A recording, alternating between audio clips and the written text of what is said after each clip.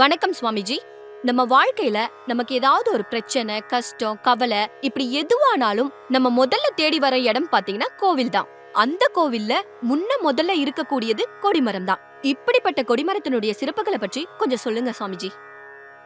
குருதரம் சத்யம் பரபிரம்மம் புருஷம் கிருஷ்ண பிங்கலம் ஓத்வரேதம் ருபாக்ஷம் விஷ்ணுரூபாஹே நமோ நமஹ.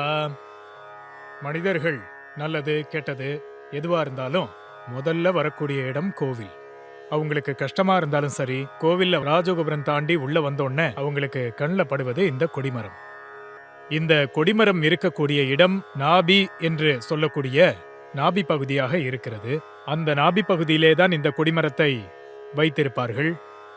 இந்த கொடிமரத்திலே விசேஷ நாட்களிலே கொடியேற்றுவார்கள். கொடியேற்றும் பொழுது 30 தேவர்களும் இதை கண்டு மகிழ்ந்து இங்கு வந்து இறைவனை தரிசித்து மக்களையும் ஆசிர்வதிப்பார்கள். அவர்களுடைய கஷ்டங்கள் அனைத்தும் இங்கு தீர்ந்துவிடும். இதற்காகத்தான் இங்கு கொடிமரங்கள் வைக்கப்பட்டுள்ளது.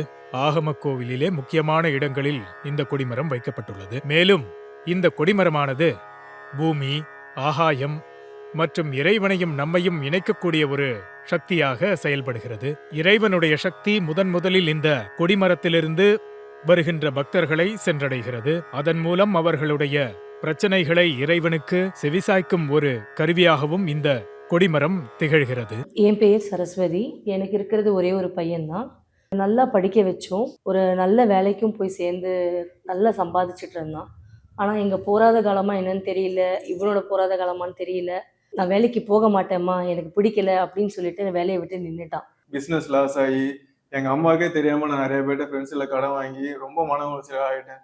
அதுக்கப்புறமா தான் எங்கள் அம்மாட்ட போயிட்டு நான் அழுது புலம்புனேன். இந்த மாதிரிம்மா என்னால் முடியல, ரொம்ப நான் ஊரை விட்டு போயிடலான்னு இருக்கேன், வேற எங்கேயாவது வேலைக்கு போட்டுமா அப்படின்னு சொல்லி எங்கள் அம்மாட்ட அழுது ரொம்ப புலம்புனேன்.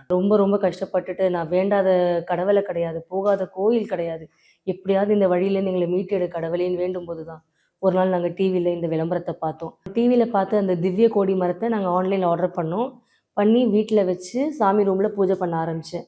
பூஜை அறையில் வச்சு நான் பூஜை பண்ண ஆரம்பித்த ஒரு நாள் 2 நாள்லேயே எனக்கு ஒரு நல்ல ரிசல்ட் கிடச்சிது. ஸோ அந்த பூஜை பண்ண அந்த தெய்வத்தோட எஃபெக்டை எங்களுக்கு தெரிஞ்சு என் பையன் வந்து என்கிட்ட சொன்னான், அம்மா நீ கவலைப்படாத, நான் கண்டிப்பாக ஒரு நல்ல வேலைக்கு போவேன், நம்ம கடன் எல்லாம் தீரும், நான் அடைப்பேன், ஸோ நீ ரொம்ப சந்தோஷமாக இருக்கலாம், உன்னை வச்சு காப்பாற்றுவேன் நான் அப்படின்னு ஒரு வார்த்தை சொன்னான். எப்படியோ போயிட்டு இருந்தேன் என் பையனோட வாழ்க்கை. இப்போ நல்லபடியாக மாறி இருக்குது, சந்தோஷமாக இருக்கோன்னா அதுக்கு ஒரே காரணம் நாங்கள் வாங்கி நம்பிக்கையோடு வச்சு பூஜை பண்ண திவ்ய கொடிமரம் தான்.